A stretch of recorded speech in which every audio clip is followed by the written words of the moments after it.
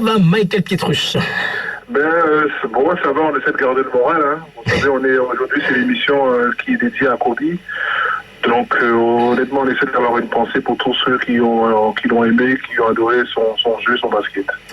Michael Pietrus, international français, toi qui es contemporain de Kobe Bryant, alors les derniers matchs que tu as effectués face à Kobe, raconte-nous certaines anecdotes. Qu'est-ce qui t'a marqué concernant ce géant du ballon orange? Moi, honnêtement, le match qui m'a le plus marqué contre Kobe Bryant, hormis que je l'ai côtoyé en finale et il a pu gagner, aujourd'hui, je me rends compte la mentalité qu'il avait et la mentalité qu'il a eue au niveau de tous les jeunes dans le monde. C'est seulement les jeunes qui regardent le basket en Afrique aussi. Donc, je leur remercie pour leur pensée envers Kobe. Donc moi, le match qui m'a le plus marqué, je me rappelle vraiment, c'est quand on jouait Golden State Lakers. C'était un match normal. Et puis bon, j'ai essayé de le tenir pendant toute la rencontre au moins de 25 points. Et puis au troisième quart-temps, bon, je le tiens bien, il est à 10 points. Je me suis dit, bon Mike, voilà, tu es bien. Et puis le public commence à chanter Kobe You Suck, Kobe You Suck. C'est juste pour le chambrer un peu. Et puis il me regarde, il me dit ok, let's go. J'ai dit oh là là, il m'a chaussé la tête. Et puis au quatrième quart-temps, il arrive à mettre 32 points. Et donc je me suis dit ce jour-là que le mec était vraiment puissant et qu'il était dans une autre planète. Et Michael Pietrus, toi qui es le contemporain de Kobe Bryant, alors nous parlons, et tu as l'œil quand même très avisé concernant cette discipline, qui peut éventuellement prendre le relais de ce monsieur? Il est irremplaçable ou il y a d'autres pépites qui vont prendre le relais? Honnêtement, moi je souhaite à tous les jeunes de réussir et de pouvoir marcher sur ses pas. Mais honnêtement, pour moi c'était l'image copier-coller de Michael Jordan. Donc tout le monde essayait de devenir Michael Jordan, mais je peux vous dire aujourd'hui, tout le monde va essayer d'être Kobe Bryant. Pour nous en NBA, c'était une légende. C'était un mec inarrêtable. C'était vraiment une étoile. Et donc aujourd'hui, le voir partir comme ça, sans le dire au revoir, ça me touche un peu. Ah oui, lorsqu'on voit le titre qu'il a concédé au niveau de la NBA 2000-2001 jusqu'en 2010 au niveau des titres, là c'est en plus on évoquait tout à l'heure avec le ministre Freitas depuis le Togo aussi, c'est un des seuls joueurs à avoir porté 2 numéros. Comment tu peux expliquer ça? Et ça c'est le cas typique de Kobe Bryant.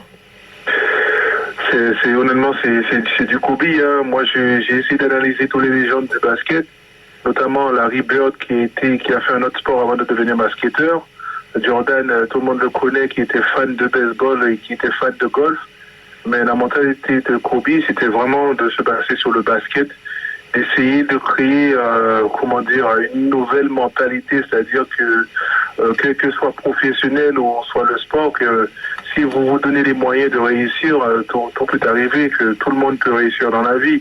Il suffit d'avoir la passion de ce qu'on fait tous les jours, d'aimer ce qu'on fait tous les jours, et un jour le travail payera. Donc aujourd'hui, pour moi, c'est une étoile qui se rajoute au ciel qu'on regarde tous les jours. Et donc pour moi, c'est une légende vivante qui est toujours parmi nous, parce que les gens aujourd'hui, ils ont du mal à croire que Kobe il est décédé.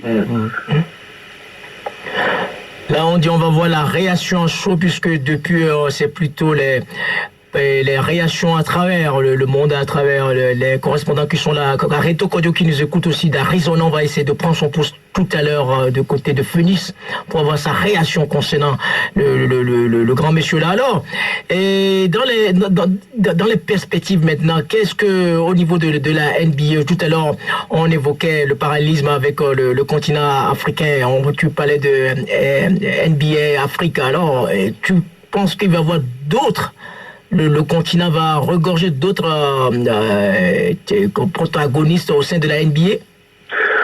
Honnêtement, c'est vraiment dur de remplacer ce numéro qui est le 24 et le 8. Donc le nom de Kobe Bryant, c'est vraiment un très gros nom, c'était une grosse part du marché américain et dans le basket américain, et surtout dans la NBA. Donc je pense aujourd'hui c'est tout le monde est en deuil. Donc c'est quelque chose de mondial. Et j'ai parlé à mes ex-coéquipiers, eux-mêmes ils ont du mal à croire que Kobe n'est plus là. On le verra plus dans les salles avec ses enfants. Donc moi j'ai une pensée aussi à toute sa famille, à tous ses proches et aussi à sa fille qui est descendue dans le crash aussi, parce qu'ils allaient vivre leur passion de le basket. Ils étaient en route pour aller vivre un moment que Kobe il a attendu pendant 20 ans, c'est-à-dire de pouvoir être à côté de ses filles, à côté de sa famille, et pour pouvoir leur transmettre de ce qu'il a fait pendant toute sa carrière. Ah oui. Parce que rappelons que quand même on a vu tous les records sont vraiment explosés, hein, puisque le plus jeune à avoir dépassé le seuil de 20 000 et jusqu'à 25 000 points aussi. Hein, donc il reste, les records sont tellement battus. Et on a vu tout ce qu'il a concédé au niveau de palmarès. C'est un homme. On va voir ta réaction et ça nous a fait beaucoup plaisir. Pietro, toi qui es toujours le parrain de la salle Omnisport de Langueux, il y a un de son responsable sportif qui est là, hein, Stéphane Robert. Ouais, Yao, ouais. Merci. Salut Mike. Salut. Oh là là, et respect, hein, parce que c'est vrai que je suis plus vieux moi que Nico et Philippe. Bon, moi c'était la génération Bird Magic avant tout. Bon, Jordan par-dessus tout. J'avais coupé un peu du temps de Kobe et je regarde les vidéos parce que je suis passionné et un respect ta défense en finale et tout ça à Los Angeles, à Orlando. Donc je suis fier de t'avoir côtoyé l'été dernier, que tu sois le parrain de la salle Le Rebond et encore bravo par rapport à ta carrière NBA, tout ce que tu as pu faire. Ouais, merci.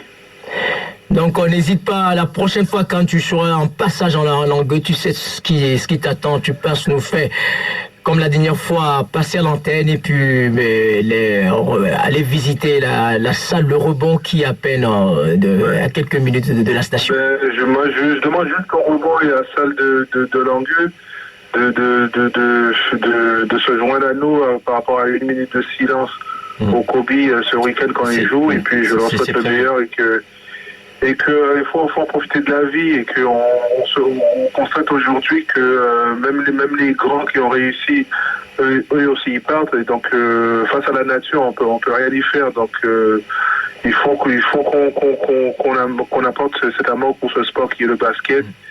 Et c'est dire qu'on essaie d'en profiter les uns les autres et qu'on est là pour s'embrasser et vivre le sport à fond. On a eu les consignes de la Fédé, on va les respecter bien évidemment, Mike. Ce que je voulais dire... Vous avez des consignes à moi. Ouais, également, en plus. Donc ta parole est d'or. Il y a eu un communiqué de la Fédération française de basket pour observer une minute de silence dans tous les matchs de ce week-end. Ouais. Ce qui a été surprenant avec ce décès là, parce que c'est par rapport à mon fils aussi, comme toi Philippe, là, nos enfants qui grandissent, qui sont passionnés comme nous. Je crois que là on a réussi quelque chose. Oui. Après les réseaux sociaux aussi, voir comment ça s'est enflammé le groupe qu'on partage. Au début je croyais que c'était parce que LeBron James s'était passé au niveau de la marque, que c'était une fake news. Et puis après John Marceau qui met sur le groupe tout ça. Et puis là tu commences à voir le téléphone en surchauffe. Tu te dis maintenant c'est la réalité. Bon voilà, une icône de notre sport qui disparaît. Il restera vivant pour nous dans les images puisqu'on ne le connaissait pas. C'est génial de pouvoir partager tous ensemble notre passion et puis le show must go on. Kobe, c'était un fervent partisan de la vie. Je crois que c'est ça. Son slogan, c'était qu'il fallait profiter de la vie en bossant dur, etc. C'était un gros bosseur. Je dédicace à Laurent Minelli, qui est un gars du groupe là, qui est en galère de santé en ce moment justement. Faut se battre par rapport à tout ça. Et Mike, j'espère qu'on va te revoir prochainement à Langueux. On a des beaux projets encore dans les tuyaux. Voilà. Donc et au niveau actualité, le derby avec l'élan pour nous, parce que ceux qui peuvent se passer du poulet frites du dimanche midi, dimanche à 13h à l'élan. Et puis pour rebondir sur ce que dit Stéphane, c'est vrai qu'aussi Kobe, cette mentalité de tueur. Ces derniers temps, dès qu'il avait compris qu'il avait peu gagné de titres et après ses blessures, c'était le premier à les partager avec plein de jeunes basketteurs, en tout cas des gens comme Tatum, des Gordon Hayward ou des Kawhi Leonard ou Paul George. Il se faisait un rôle d'éducateur aujourd'hui et donnait ses consignes, donc un grand monsieur. Bon, monsieur. Pour faire la finition, on va laisser la technique nous mettre quelques morceaux. On va essayer de joindre justement aux États-Unis un Reto Cordio qui nous écoute religieusement et sportivement depuis 37 minutes pour avoir sa réaction concernant la disparition de Kobe Bryant.